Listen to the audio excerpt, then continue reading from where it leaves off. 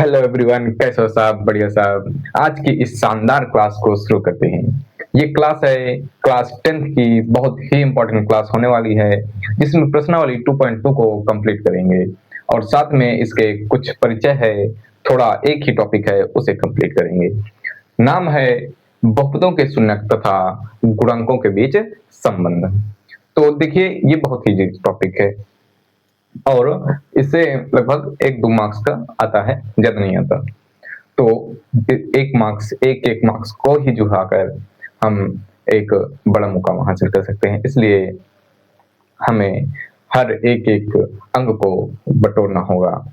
इसलिए इस टॉपिक को करेंगे और बहुत ईजी है, आप आसानी से कर लेंगे।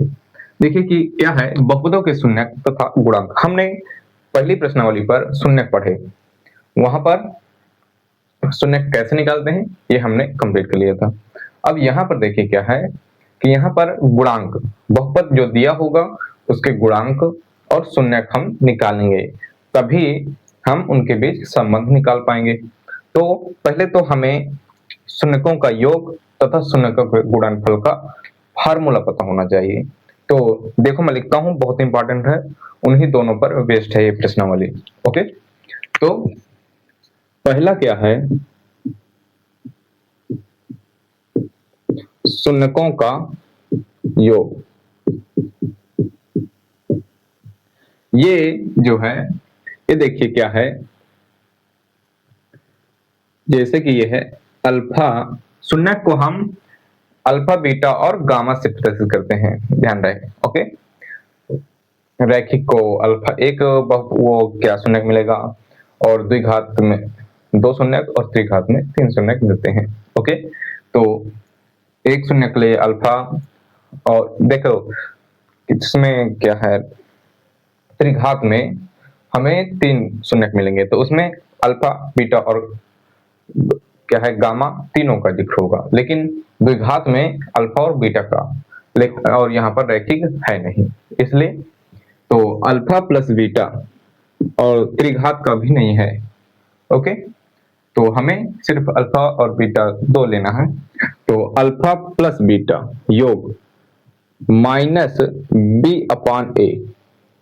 हमें अभी बताऊंगा कि बहुपद को किस रूप में लिखते हैं, द्विघात बहुपद को या रैखिक को हो या त्रिघात को हो, सब बताऊंगा। ओके, और देखिए दूसरा क्या है, शून्यकों का गुणनफल।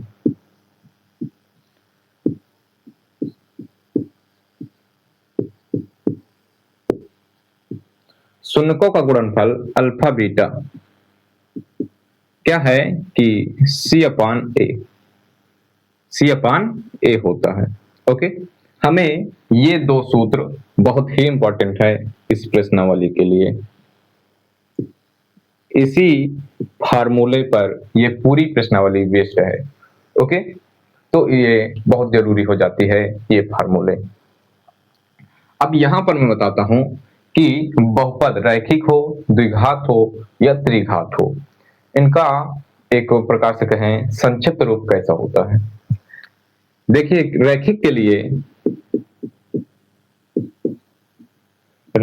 लिए होता है कि ax प्लस b बराबर 0। ये होता है रैखिक बहुपद के लिए हमारा संक्षिप्त रूप। ओके, द्विघात के लिए क्या होता है,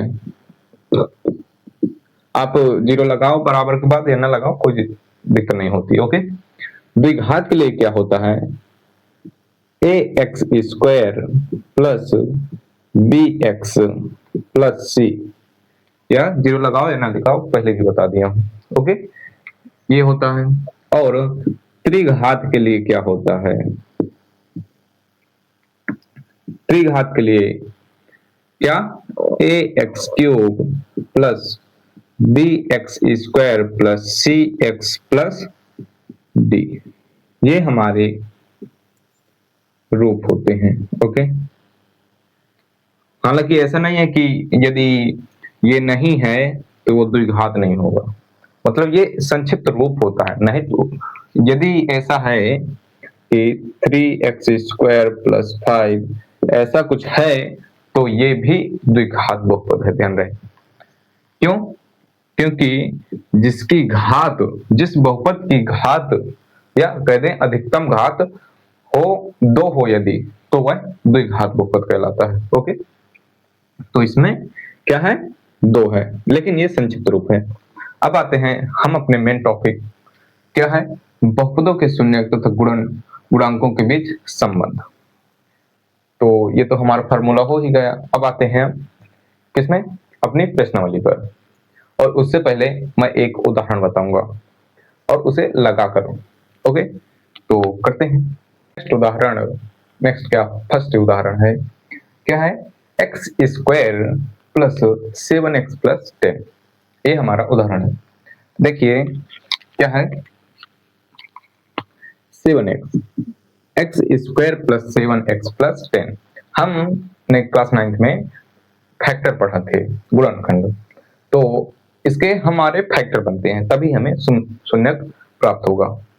तो फैक्टर क्या है, क्या करना है, एक आसान भाषा में कहें कि गुणा करने पर 10 आ जाए और क्या प्लस लगा है जोड़ने पर 7 आ जाए, ऐसा कोई फैक्टर। तो मैं तो ऐसे निकाल लूंगा, लेकिन आप इस फैक्टर का प्रयोग कर सकते हैं। तो देखिए 2, 5, 5 और 1, अर्थात एक तो 2 है, 2, 5, 2 है, और इन्हें जोड़ने से भी 7 प्राप्त होता है और गुणा करने से भी 10 प्राप्त होता है, अर्थात यही हमारे फैक्टर है जिससे हमारे शून्यक बनने वाले हैं। तो देखिए x² + 2 + 5x + 10। अब ये क्या बनेगा, x² + x मल्टीप्लाई करो, 2x + 5x + 10, ये हमारे बने। अब x² कॉमन लो, x कॉमन लो, x² में x कॉमन है, तो x + 2 बचा यहाँ। अब यहाँ पर 5 कॉमन लो, +5, ओके। तो यहाँ पर क्या मिला, x और 2, ये हमें मिल गए। तो मिला क्या, x + 5 और x + 2 हमें फैक्टर मिले। अब इनके बराबर कर दो, बराबर 0। तो x + 5, मैंने पहले भी कहा था कि यहाँ पर आप बराबर लगाओ या ना लगाओ कोई दिक्कत नहीं पड़ता, क्योंकि आगे हमें बराबर के बाद 0 लगाना ही पड़ता है फिर बाद में, ओके। तो यहाँ पर लगाओ या ना लगाओ, लगा दिया करो, कोई दिक्कत नहीं होता, ओके। x + 5 बराबर 0 और x + 2 बराबर 0। तो x बराबर -5 और x बराबर -2। हमें 2 शून्यक प्राप्त हुए, इस बहुपद के 2 शून्यक। माना कि -5 अल्फा है, -5 और बीटा है -2। हमने इनके नाम रख दिए, ओके। अब इस बहुपद में हमें दिया हुआ है, इसे मिटाता हूं। इस बहुपद में हमें दिया हुआ है, क्या है कि x² + 7x + 10, ये a है। ये पहले बताया था द्विघात में ax² + bx + c, ओके। तो a बराबर इसके आगे का जो भी होगा, यहाँ पर 7 है b की जगह में, तो b बराबर 7 और c बराबर 10, ये हमें मिल गया। अब जब इतना मिल गया तो हमें अल्फा + बीटा निकालना है और अल्फा बीटा निकालना है, तो इनके बीच में संबंध हमें मिल जाएगा। अब अल्फा + बीटा क्या था, -b/a। Minus B upon A. अब alpha plus beta minus B, क्या बी का है 1, तो minus 1 upon A, sorry B है 7 और 1 ए है 1, तो अल्फा प्लस बीटा क्या मिला -7 अपान सॉरी -7। ओके, ये हमें मिल गया। अब देखिए हमें अब चाहिए अल्फा बीटा, तो अल्फा इंटू बीटा क्या होता है सी अपान ए। ये हमने अभी कुछ देर पहले ही बताया कि alpha into beta c upon a और alpha plus beta minus b upon a होता है। तो सी हमारा 10 है, तो क्या हुआ 10 अपॉन और 1, तो अल्फा बीटा भी क्या आया अल्फा बीटा 10 और अल्फा प्लस बीटा क्या -7। ओके, तो हमें ये शून्य मिल गए। अब इनमें क्या था संबंध पूछा था। अब संबंध हमें पहले साथ साथ रख देना चाहिए था।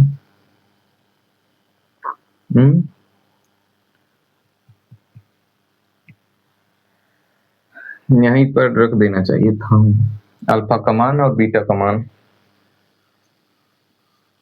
अलग से क्योंकि बोर्ड हो नहीं पाएगा। यहीं पर रख देते हैं अल्फा और बीटा का मान। अल्फा प्लस बीटा -5 और -2, तो -2, तो मिला क्या 5 - 2 कितना हुआ -7। ओके, सही है। ओके, अल्फा प्लस बीटा, और ये इसे भी चेक कर लेते हैं। जांच पूछा था ना, अच्छा मैंने जांच नहीं लिखा।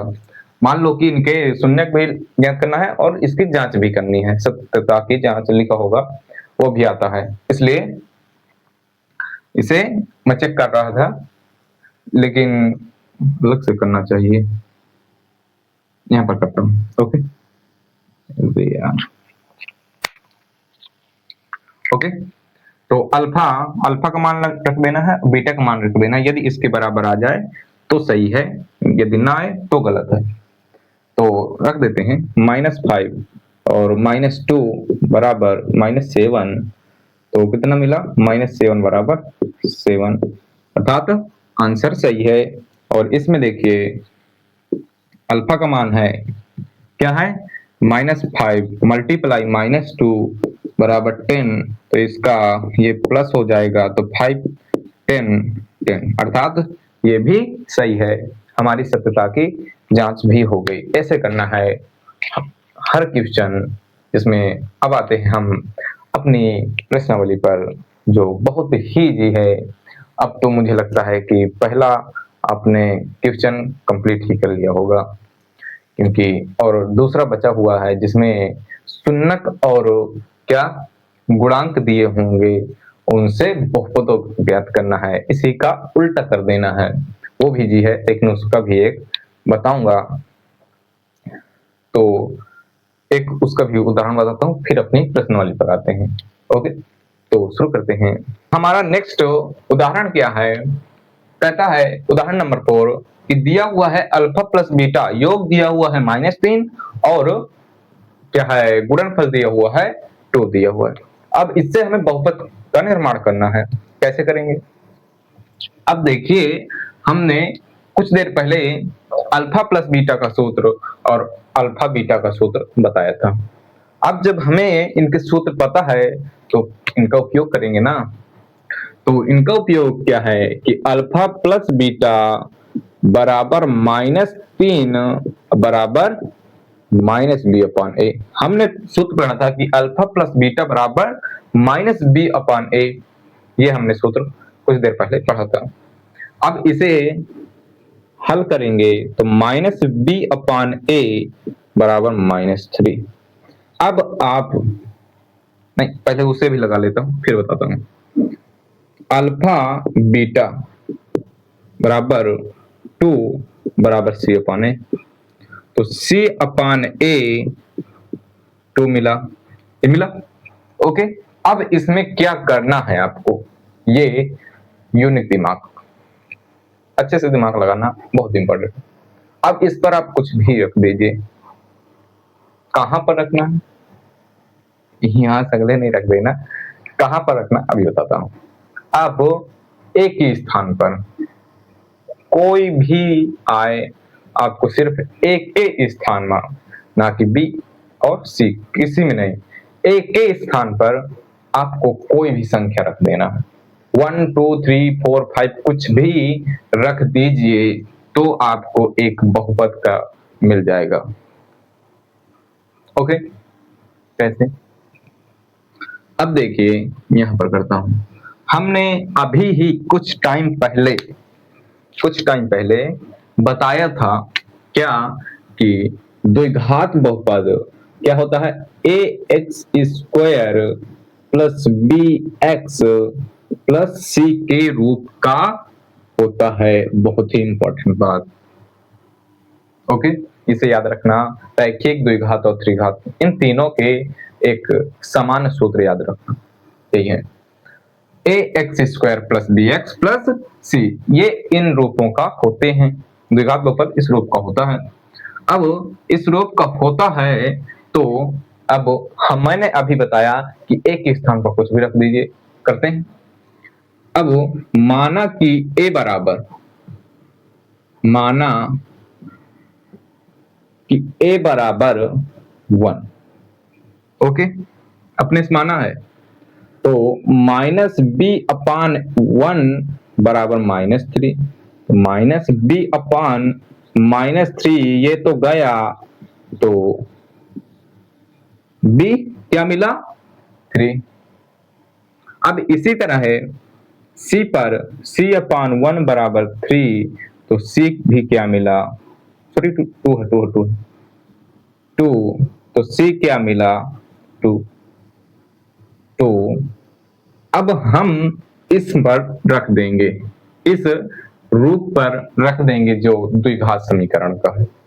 अब इस पर रखेंगे तो क्या मिलेगा, a का मान है 1 अर्थात x² प्लस b है 3, तो 3x प्लस 2। हमें px यानी बहुपद मिला x² प्लस 3x प्लस 2। आप अपने बुक में देखिए तो इसके कोई भी आंसर नहीं दिए होंगे, क्योंकि a का मान जो भी रखोगे वही आंसर आएगा, उसी हिसाब से आंसर आएगा। एक आंसर नहीं है इसका, इसलिए बुक में आंसर हो सकता है ना दिया हो, ये भी हो सकता है दे दिया हो, क्योंकि वो एक यूनिक कोई भी रख सकता है, इसलिए आप कुछ भी रख दीजिए, आंसर सही होगा। ओके, अब हम एक और, इसी में a का मान हम रखते हैं 2, a का मान 2 रखते हैं तो क्या है, -b/2 = 3, माइनस का है तो b बराबर 3/2। ओके, b = 3/2 मिला। अब c/2, सॉरी, गलती, ये बटे में कैसे जाएगा, तो b 3 × 2 6, ये आंसर आएगा, और 2 तो c 4। ओके, तो b का मान 6, c का मान 4, तो एक नया बहुपद क्या मिला, x² प्लस 6x प्लस 4। अब ये भी एक बात है यार, क्या बात है कि इस पर भी बहुपद तो सेम ही मिल रहा है यार, कुछ भी रखो बहुपद तो यार सेम मिल रहा है। 2 कैसे, यहाँ पर 0 रखा दो और इसे 2 कॉमन ले लो और फिर 2 को नीचे भेज दो, आ जाएगा इतना ही आंसर। तो मेरे भाई इसमें एक और इम्पोर्टेंट बात आ गई कि कुछ भी रखो लेकिन क्या बहुपद सेम ही आएगा। हो सकता है कि हर वो में ना हो, कोई ऐसा क्वेश्चन ढूंढूंगा और बताऊंगा कि इसमें नहीं है, लेकिन अधिकतर में बहुपद सेम ही आ जाता है। इसलिए जैसे कि यहाँ पर अगर माइनस का लेते तो अलग आ जाता। क्यों? क्योंकि इसी पर रख लीजिए माइनस, तो minus minus plus minus minus का डिफरेंस आ जाता, जिससे बहुपद अलग हो जाता। इसलिए बहुपद कभी कभी सेम आ जाता है, कभी कभी दूसरा भी आ जाता है, कोई दिक्कत नहीं। आपको मैंने बताया कुछ भी रख दीजिए, बहुपद आपका हल लास्ट में वो आंसर सही आएगा, कुछ भी आए कोई दिक्कत नहीं। अब आते हैं हम अपनी प्रश्नावली पर, या ना करें अगले लेक्चर में करेंगे। ओके, तो अगले लेक्चर में हमारी प्रश्नावली होगी जिस पर हमारे 2 क्वेश्चन है और उनके 2-2, 3-3, 4-4 या उससे भी अधिक करा देंगे क्वेश्चन। और जो आपके कमेंट आएंगे हमारे टेलीग्राम चैनल पर और व्हाट्सएप चैनल, ये 2 मेन है, इन पर जुड़ना ना भूलें। और इंस्टाग्राम फेसबुक जुड़े या ना जुड़े कोई दिक्कत नहीं है, क्योंकि उस पर कोई इम्पोर्टेंट फोन नहीं डालता हूँ, लेकिन इंस्टाग्राम और व्हाट्सएप चैनल पर मैं डालता हूँ। और व्हाट्सएप चैनल और व्हाट्सएप और टेलीग्राम चैनल आपको डिस्क्रिप्शन में उसकी क्या लिंक मिल जाएगी।